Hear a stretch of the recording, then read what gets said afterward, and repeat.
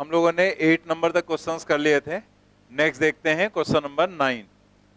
The work done in taking a unit positive charge from P to A is WA and from P to B is WB then. तो आपको ये relation बताना है, क्या होगा? Third, fourth. यहां पर देखो, जैसे आप देखो यहां दिया क्या गया है, यहां प्लस क्यू चार्ज दिया गया है, ठीक है, और एक चार्ज जो यूनिट पॉजिटिव उसने कहा है उसको लेकर जाना है पी से, मतलब एक बार ऐसे लेकर जाना है पी से ए की तरफ, तो यहां पर जो वर्क डन है वो डब्ल्यू ए हो रहा है, और एक बार यहां पर पी से बी की तरफ लेकर जाना है और तब वर्क डन हो रहा है डब्ल्यू बी। ठीक है, तो ये दो यहां पर दोनों वर्क डन जो है इन आपको बताना है। तो आपको यहां पर क्या देखना है, जैसे हमें वर्क डन का फॉर्मूला पता है, W equal to Q naught V final minus V initial. तो आप यहां पर चेक करो कि इनिशियल पोटेंशियल यहां का और फाइनल पोटेंशियल यहां के होंगे। अगर इधर जाएंगे तो ये फाइनल, इधर जाएंगे तो ये फाइनल।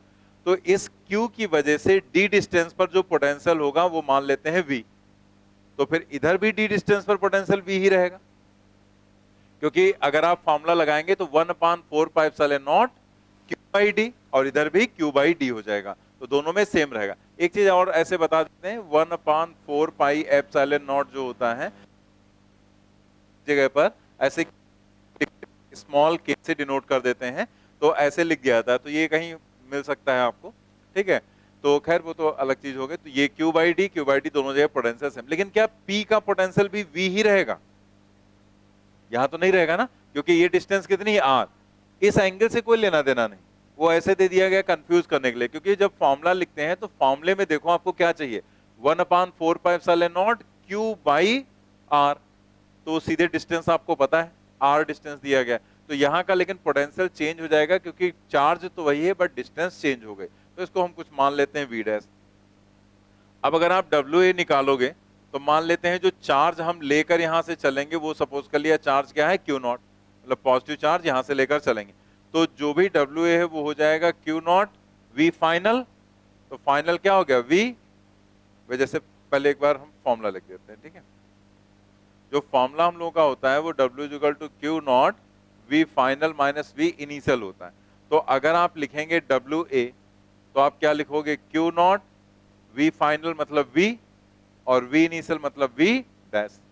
और ऐसे ही अगर आप WB लिखेंगे तो वो क्या हो जाएगा, Q नॉट V फाइनल और इनिशियल क्या हो गया, V डैश। ठीक है, तो दोनों सेम ही तो आ रहे हैं, और अगर दोनों ये सेम है तो आंसर हो जाएगा कौन सा, फोर्थ। इसमें भी सेम है लेकिन उसको जीरो लिख दिया गया, तो जीरो तो नहीं दिख रहा है ना, जीरो तो तब होता जब ये R की जगह क्या लिखा होता, D। अगर ये D होता तो ये पोटेंशियल V हो जाता, और तब यहां ये भी जीरो होता और ये भी, तो हम इक्वल जीरो लिख सकते थे, ठीक। नेक्स्ट क्वेश्चन देखते हैं, क्वेश्चन नंबर 10। ठीक है, नेक्स्ट क्वेश्चन देखते हैं। The diagram below show region of equipotentials, a positive charge is moved from A to B in each diagram. In all the four cases, the work done is same. Minimum work is required to move Q in figure A. Maximum work is required to move Q in figure B. या maximum work is required to move Q in figure C. क्या होगा? NEET में पूछा गया था, क्या होगा? First option बिल्कुल सही यहां पर, क्योंकि अगर आप वर्क डन लिखते हैं तो लिखते हैं Q naught V final minus V initial, बीच की सिचुएशन से आपको मतलब है नहीं। तो आप अगर यहां पर देखें तो ये Q नॉट मतलब एक पर्टिकुलर कोई चार्ज है उसको लेकर जा रहे हैं, तो उसने कहा ना एक चार्ज Q को मूव कराना है, तो चार्ज Q नॉट तो फिक्स हो गया, मतलब जो भी चार्ज Q नॉट Q कुछ भी मान लो। अब पोटेंशियल देखो, जैसे पहले में A से B तक जाना है, तो A का पोटेंशियल कितना है, 10 वोल्ट।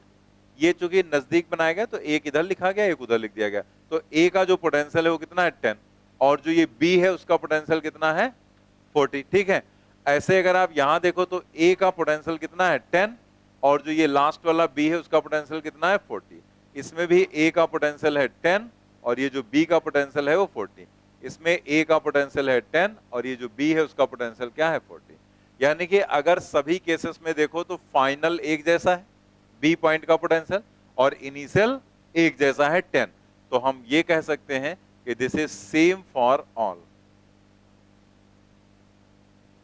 Same for all. तो वर्क डन भी सभी केसेस में सेम हो जाएगा, फर्स्ट ऑप्शन करेक्ट हो जाएगा। ठीक है, तो ऐसे बस एक लाइन साइड में लिखना चाहें लिख लें वहीं पर, डायग्राम बनाने की जरूरत नहीं इसमें, डायग्राम में कुछ करना ही नहीं। ठीक है, चलिए अगले क्वेश्चन पर आ जाते हैं। 4 equal point charges Q each are placed in the XY plane at 0, 2, 4, 2, 4, -2 and 0, -2. The work required to put a fifth charge Q at the origin of the coordinate system will be. अब उसने कहा है पांचवें charge को रखना है कहां, origin पर रखना है।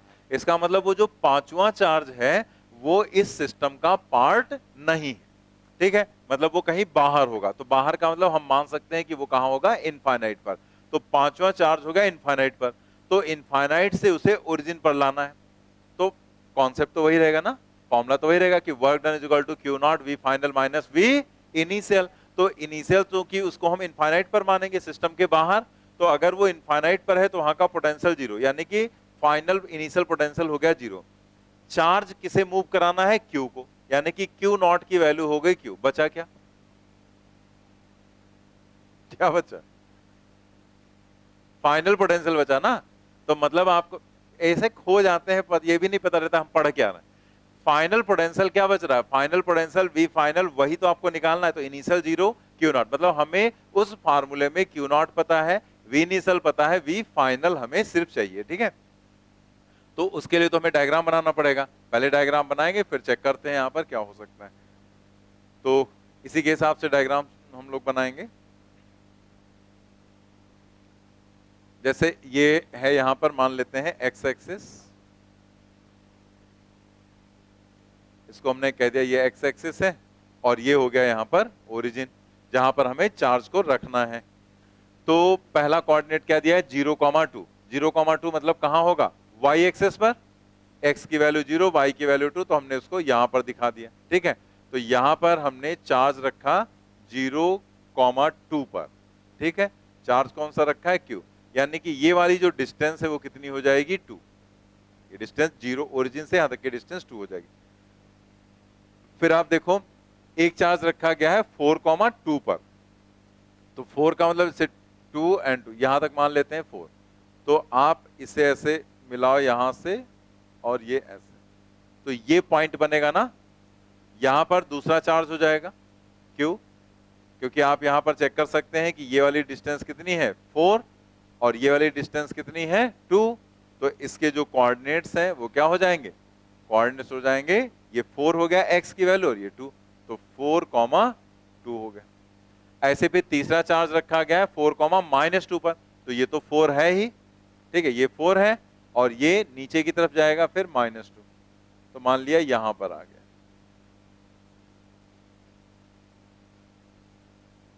4,-2, ठीक है, और इसे यहां से ऐसे मिला देते हैं। और आप देखो ये वाला जो कोऑर्डिनेट पड़ रहा है वो कोऑर्डिनेट, यहां पर भी एक चार्ज रखा गया है और इसकी वैल्यू है 0,-2। ठीक है, क्लियर हो गया। तो आप देखो इस तरीके से डायग्राम। अब उसने कि जो आप तीसरा चार्ज पांचवा चार्ज लेकर आ रहे हैं वो कहीं बाहर होगा, मान लेते हैं वो यहां पर है, तो ये इनफाइनाइट पर मानेंगे, दैट मींस इनिशियल पोटेंशियल क्या हो जाएगा, 0, और फाइनली उसे इस लोकेशन पर लेकर आना है। ठीक है, यहां पर ओरिजिन पर, तो ओरिजिन का जो पोटेंशियल है उसको हम मान लेते हैं v फाइनल, और ये हमें निकालना है। अब अगर आप ये डायग्राम देखो तो कुछ याद आ रहा है, पिछले टर्म पे कोई ऐसा क्वेश्चन किया था हम लोगों ने, किया था ना, वो क्वेश्चन आपके यहाँ पूछा गया था, तो उसमें उसने डायग्राम बनाकर दे दिया था, चार्ज बस उसने कहा था इस O पॉइंट, वहां पर A पॉइंट रखा गया था, उस पर पोटेंशियल तो है, तो वैसे, तो जब वही क्वेश्चन है तो वैसे हम लोग सॉल्व भी कर लेंगे। जैसे आप यहाँ पर इसे मिला लो, यहां से हम लोगों ने उसमें कैसे किया था कि जितना इन दोनों की वजह से होगा उतना इन दोनों की वजह से, तो ऊपर वाले दोनों को निकाल कर उसी को क्या कर देंगे, कर देंगे। तो ये वाली पहले वैल्यू निकालनी पड़ेगी, उसमें भी यही काम किया था पाइथागोरस थ्योरम का यूज करते हुए। तो ये वाली वैल्यू अगर आप देखो तो क्या हो जाएगा, 2 और 4। ठीक है, तो ये 2 यहां से हटा देते हैं क्योंकि ये तो बराबर है ही है, पता है लिखना है हमें ना। तो यहां पर क्या हो जाएगा, 2 का स्क्वायर, 2 का पाइथागोरस थ्योरम से, और 4 का स्क्वायर, तो ये कितना आ जाएगा, रूट के अंदर 4 का स्क्वायर होगा 16 और 2 का स्क्वायर 4, यानी कि 20, तो इसको हम लिख सकते हैं 2√5। अब आप यहां पर जो फाइनल पोटेंशियल है उसको लिखेंगे V final is equal to कितना, 2 टाइम्स 1/4πε0 Q डिवाइडेड बाई, जैसे अब 2 गुना लिख रहे हैं लेकिन 2 अलग अलग चार्ज हैं तो उनकी डिस्टेंस अलग अलग है, ठीक है। तो जैसे जितना इसकी वजह से इतना इसकी वजह से होगा, तो उसी के कारण इसको डबल कर दिया गया। अब इस वाले की वजह से देखो कितना होगा, Q डिवाइडेड बाई 2 है ना। तो यहां पर हम लोग लिखेंगे Q डिवाइडेड बाई 2 और प्लस 1/4πε0 Q डिवाइडेड बाई, इसकी वजह से कितना होगा, 2√5 हो गया। अब आपको यहां से पोटेंशियल पता चल गया, कितना हो जाएगा, Q 2Q हो जाएगा, 2Q डिवाइडेड बाई 4πε0। देखो यहां पर 2 है, Q बाहर आ गया, 4 नॉट भी बाहर आ गया, ठीक है। तो यहां और साथ में ये 2 भी आ जाएगा, नीचे 2 भी है, तो इसको भी बाहर निकाल देते हैं। तो अब बचा क्या, यहां पर तो बचा 1 और यहां पर 1/√5, तो 1 + 1/√5 हो जाएगा, ठीक है। ये यहां पर आ गया फाइनल पोटेंशियल, तो ये 2 और 2 हो जाएगा कैंसिल। देखा जाए तो आंसर तो यहीं से पता चल गया, क्योंकि आपको पता है ना इनिशियल 0 है और Q0 इंटू V फाइनल करना है, और Q0 कितना है, Q, इसी को लेकर जा रहे थे, तो आपको इसी को Q से मल्टीप्लाई करना है। तो क्या बन जाएगा, Q²/4πε0 1 + 1/√5। कौन सा ऑप्शन, फोर्थ वाला। लिखने को हम यहां लिख दे रहे हैं कि work done is equal to हो जाएगा Q0 V final minus V initial, initial हो जाएगा 0, तो यह आ जाएगा Q, और फाइनल पोटेंशियल कितना है, Q divided by 4πε0 1 + 1/√5, that is Q²/4πε0 1 + 1/√5, ठीक है। Q²/4πε0 1 + 1/√5। नोट कर लेंगे इसको, नोट कर लिया, ये नोट कर लिया आपने। चलिए देखते हैं फिर नेक्स्ट क्वेश्चन, क्वेश्चन नंबर 12।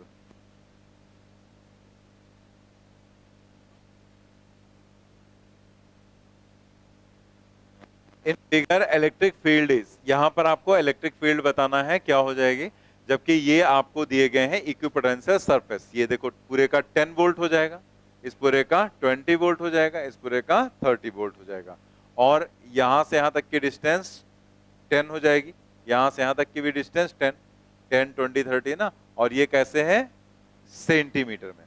तो आपको बताना है इलेक्ट्रिक फील्ड यहां पर क्या होगी। हम लोगों को पता है कि इलेक्ट्रिक फील्ड यहां, जैसे ये इक्विपोटेंशियल सरफेस अगर है, ये सब क्या है, ईपीएस ही तो है, तो अगर ये ईपीएस है तो हमें पता है इलेक्ट्रिक फील्ड होती है ईपीएस के परपेंडिकुलर। आपको क्या बताया गया था कि अगर हम इलेक्ट्रिक लाइंस ऐसे बना रहे हैं तो ईपीएस उसके परपेंडिकुलर होता है। तो हम उल्टा भी तो बोल सकते हैं कि ईपीएस अगर ऐसे है तो उसके परपेंडिकुलर इलेक्ट्रिक लाइंस होंगी। और साथ ही साथ आपको एक पॉइंट और भी बताया गया था कि इलेक्ट्रिक फील्ड की डायरेक्शन में चलने पर पोटेंशियल डिक्रीज होता है, ठीक है। तो हम इन दोनों बातों का यूज करते हुए यहां पर दिखाएंगे कि क्या डायरेक्शन हो सकती है। तो जैसे अगर आप देखो तो ये ईपीएस है, तो इसी के परपेंडिकुलर हम इलेक्ट्रिक लाइन दिखाएंगे ऐसे, ठीक है। तो ये परपेंडिकुलर हमने दिखा दी। अब हम ई इधर भी बना सकते हैं ऐसे, और इधर भी बना सकते हैं ऐसे, लेकिन सही तो एक ही डायरेक्शन होगी, दोनों तो सही होंगे नहीं। तो कौन सी डायरेक्शन सही है, ऊपर वाली या नीचे वाली? क्योंकि अगर आपने ये वाला लिया तो इलेक्ट्रिक फील्ड की डायरेक्शन में चलने पर पोटेंशियल बढ़ रहा है, जबकि होता तो उल्टा है, घटता है। इसका मतलब ये वाली डायरेक्शन पॉसिबल नहीं होगी। ऐसे होगा, अब देखो इलेक्ट्रिक फील्ड की डायरेक्शन में चल रहे हैं तो पोटेंशियल यहां पर 30 से 20, 20 से 10 हो गया, ठीक है। अब हम लोग यहां पर जो फॉर्मूला है E का V/D, उसी का हम लोग यूज करेंगे। तो इलेक्ट्रिक फील्ड की डायरेक्शन तो एकदम क्लियर है हमें, ये एंगल कितना हो जाएगा 90 डिग्री परपेंडिकुलर रहेगा ना ई और ईपीएस के बीच का एंगल, और ये है 30। इसका मतलब ये पूरी डायरेक्शन अगर आप देखो तो ये कितना हो जाएगी, 120 डिग्री हो जाएगी डायरेक्शन, ठीक है। तो 120 डिग्री एंगल किधर से, एक्स एक्सिस से, ये तो कंफर्म हो गया। अब बात आती है इसके मैग्नीट्यूड की। तो डायरेक्शन को कैसे लिखा गया है वो आप देख लो, यहां पर हम ऐसे लिख दे रहे हैं, direction of perpendicular to EPS and towards decreasing potential.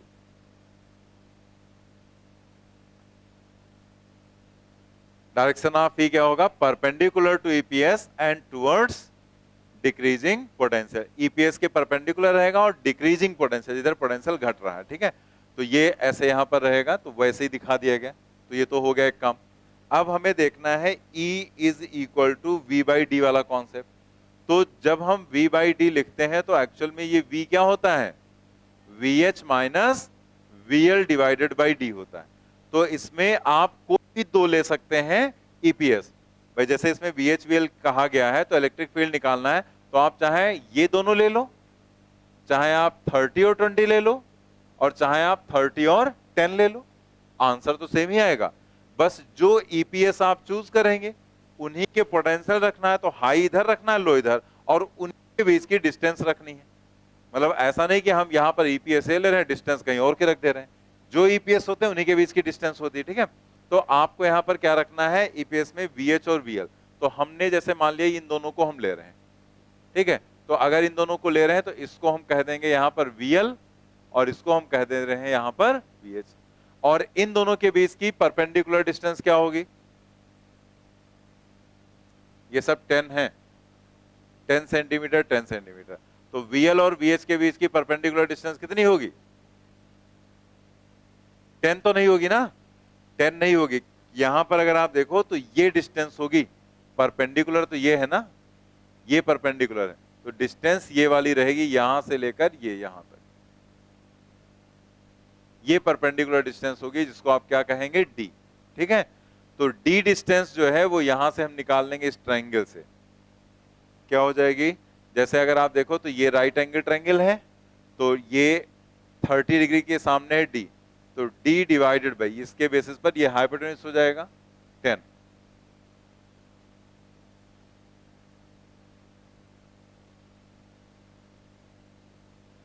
ये 10, ठीक है, लेकिन ये 10 सेंटीमीटर में है, तो ये D by 10 is equal to क्या आ जाएगा, साइन 30। यही तो होगा ना, 90 के सामने हाइपोटेन्यूज होता है और एंगल के सामने परपेंडिकुलर, तो D अपान 10 हो जाएगा साइन 30। साइन 30 क्या होता है, 1/2। D की वैल्यू आ जाएगी 5 सेंटीमीटर, और या फिर लिख सकते हैं 5 इंटू 10⁻⁻2 मीटर, ठीक है। तो सारी वैल्यूज डाल देते हैं। VH की वैल्यू यहां पर लिया हमने 20, VL लिया है 10, और ये हो गया 5 इंटू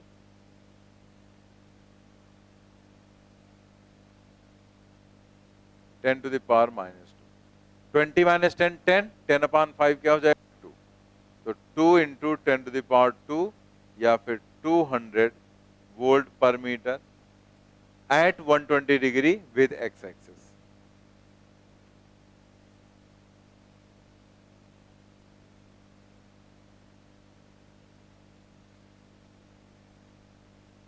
तो इस बेसिस पर यहां पर पहला ही ऑप्शन सही हो जाएगा।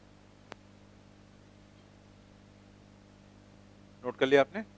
तो देखो ये जो क्वेश्चन है इसमें आपको जो कॉन्सेप्ट बताया गया वो कॉन्सेप्ट आपको अपने दिमाग में रखना है, क्योंकि डायग्राम कैसा भी हो सकता है। जैसे यहां बनाया गया तो जरूरी नहीं कि ऐसा ही हमेशा आपको मिले। आपको बस ध्यान क्या रखना है कि अगर आपको ऐसे कोई पॉइंट दे दिए गए या ईपीएस सरफेस दे दिए गए आपको, और वहां पर आपसे इलेक्ट्रिक फील्ड पूछी जा रही, या उल्टा भी हो सकता है, इलेक्ट्रिक फील्ड दे दी जाए और आपसे पोटेंशियल डिफरेंस पूछा जा सकता है, तो आप यहां पर यही कॉन्सेप्ट यूज करेंगे। बस आपको करना क्या है कि जो भी आपको सरफेस दिए जाएं या जो पॉइंट्स दिए जाएं उनके बीच का आपको परपेंडिकुलर डिस्टेंस लेना है, और हमेशा पोटेंशियल डिफरेंस मतलब हाई माइनस लो यहाँ पर लिखना है। डायग्राम कैसा हो, कॉन्सेप्ट यूज कर लेंगे। तो ऐसे मैंने क्वेश्चन सेल्फ इवैल्यूएशन में भी दे दिया, तो उसे करेंगे आप तो आपको और मतलब क्लियर ही रहेगा कि यहाँ पर हमें कैसे करना रहता है। ठीक है, चलिए अगले क्वेश्चन पर बढ़ते हैं। क्वेश्चन नंबर यहाँ से जो 13, 14, 15 और 16, 17 है, 17 तक, तो ये जो हमने नोट आपको लिखवाया था, तो ये उसी पर बेस्ड क्वेश्चन है कि जैसे अगर आपको v दिया गया है जब function of X Y Z, तो आप e कैसे निकालेंगे। अगर आपको e दिया गया है तो आप v कैसे वहां पर कैलकुलेट करेंगे, या ग्राफ दिया गया है v और r में तो इलेक्ट्रिक फील्ड कैसे कैलकुलेट करेंगे। तो उसके लिए कुछ क्वेश्चंस दिए गए हैं जो कि बहुत ही आसान है, क्योंकि इसमें आपको पहले से सब पता है कि हमें करना क्या रहेगा। और यही वो क्वेश्चन है जिसके बारे में हमने कई बार पहले डिस्कस किया कि ये क्वेश्चन इस टाइप का आपके यहाँ कई बार पूछा गया। आप प्रीवियस ईयर करेंगे तो उसमें आप देखेंगे कई बार इस टाइप का क्वेश्चन आपको मिलेगा वहां पर। ठीक है, तो इसमें तो वही पार्शियल डिफरेंशिएशन लगना है ना, del V upon del X, वही वाला कॉन्सेप्ट। तो देखते हैं वी क्या लिया गया है, आगे लिख लेते हैं। ठीक है, क्वेश्चन नंबर 13 है, फंक्शन लिख लें पहले तब सॉल्व करें। v is equal to minus X square Y minus X Z cube and plus 4।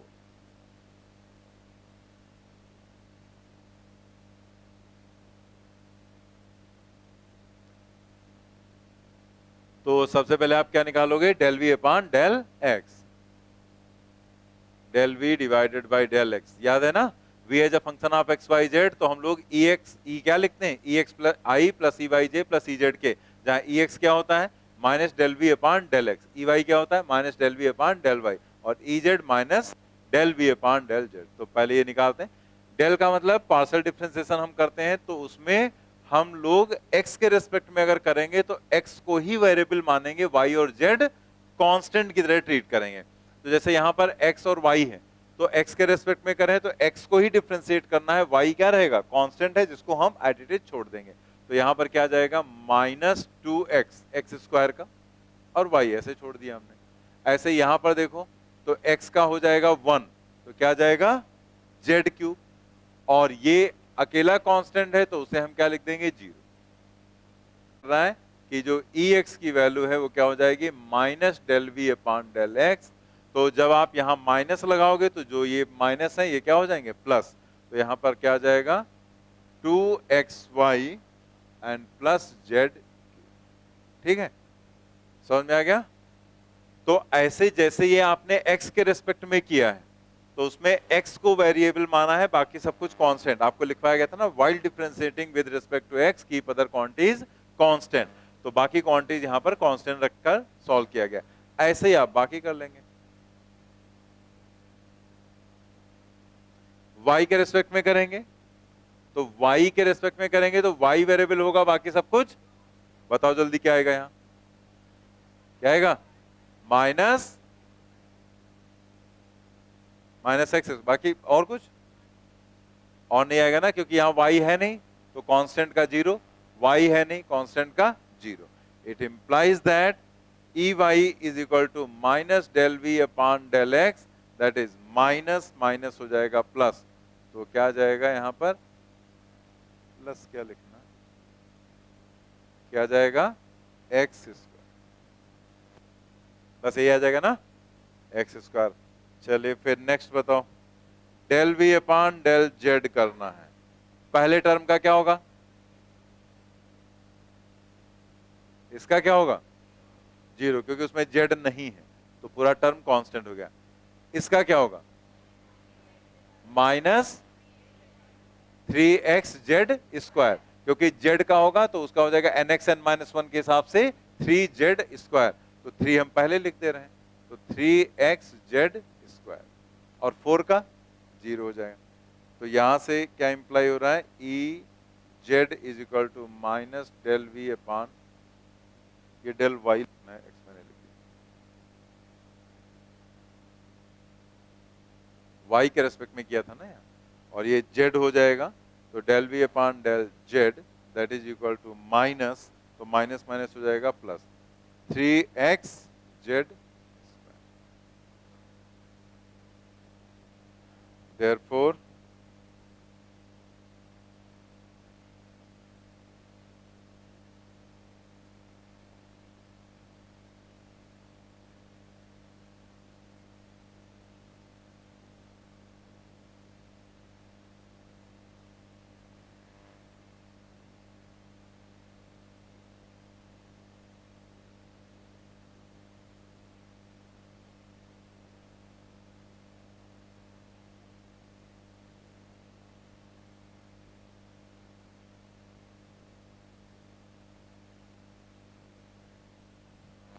Three X Y plus Z cube and X square J cap and plus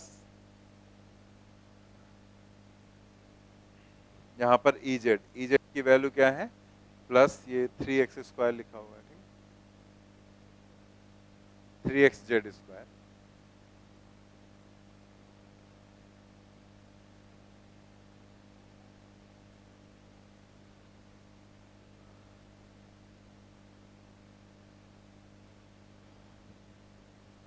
fourth option correct हो जाएगा। तुम लोग की आदतें नहीं बदलेंगी, note कर लेंगे, बैठ जाएंगे, सुस्ताने लगते हैं तुरंत। छापने आते तो किसी को रख लो, भेज दिया करो, उसको कुछ पैसे दे दिया करो, अपना आके छाप ले जाएगा।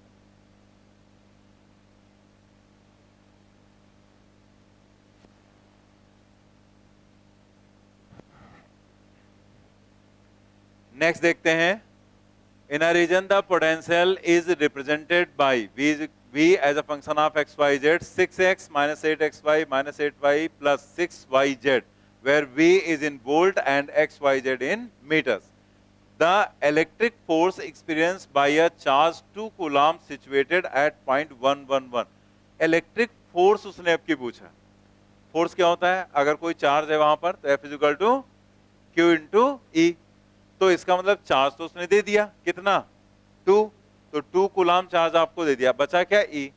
ई कैसे निकालेंगे, पीछे आपको बताया गया कि अगर आप ये वाला क्वेश्चन देखें यहाँ पर, तो यहाँ हमने ई एक्स निकाला, ई वाई निकाला, ई जेड निकाला, और फिर हमने उसको वेक्टर फॉर्म में लिखा क्योंकि वैसे ही उसने पूछा था। तो अब आपको वेक्टर फॉर्म नहीं चाहिए, आपको यहाँ पर क्या चाहिए, जस्ट उसके ऊपर फोर्स निकालना है, यानी कि ई का मैग्नीट्यूड चाहिए।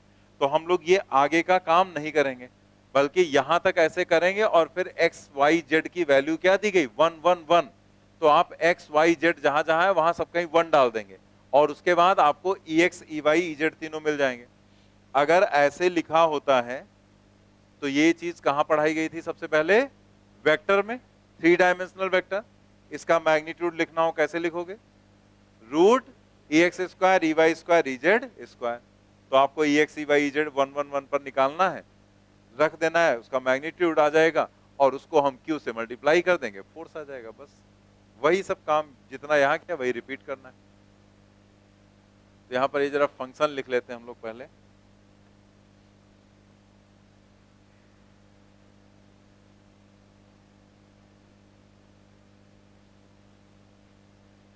Six x minus 8xy minus 8y and plus 6yz।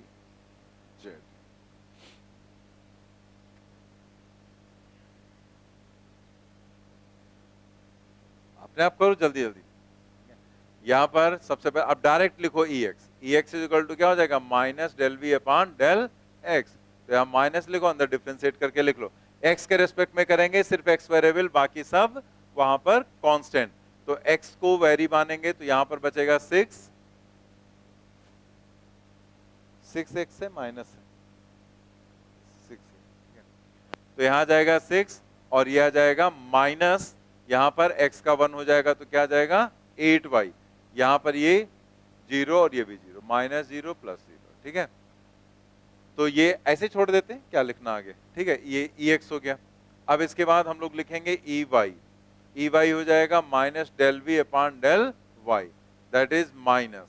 तो यहां पर y के रेस्पेक्ट में करेंगे तो ये पहला टर्म क्या हो जाएगा 0, दूसरा टर्म y के रेस्पेक्ट में करेंगे माइनस 8x, तीसरे में आएगा माइनस 8 और चौथे में आएगा 6z। जहां जहां y है उसका डिफरेंशिएशन हो जाएगा 1, ऐसे छोड़ते हैं। फिर यहां पर लिखते हैं E Z, minus del V upon del Z, minus Z के रेस्पेक्ट में करते हैं। पहले टर्म का क्या होगा 0, दूसरे का, तीसरे का वो भी 0, चौथे का सिर्फ बचेगा, यानी कि पहले दूसरे और तीसरे टर्म का 0 और चौथे का बचेगा कितना 6 वाई, जेड का हो जाएगा 1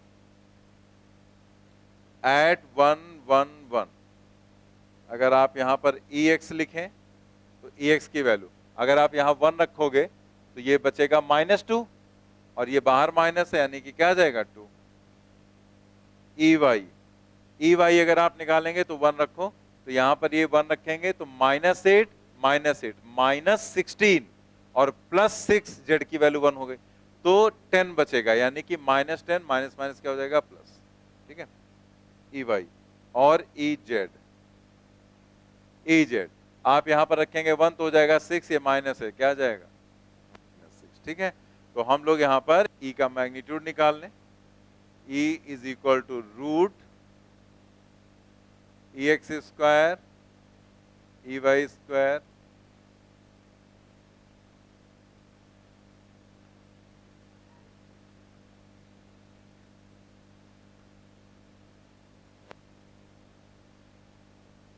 ई जेड स्क्वायर। ठीक है, तो आप यहां पर वैल्यूज डालो, कितना है 2 10 एंड 6, तो 2 का स्क्वायर 4, 10 का स्क्वायर 100, 6 का स्क्वायर 36, कितना आ जाएगा 140। 140 को आप लिख सकते हैं 4 इंटू 35, मतलब ये आ जाएगा 2 रूट 35।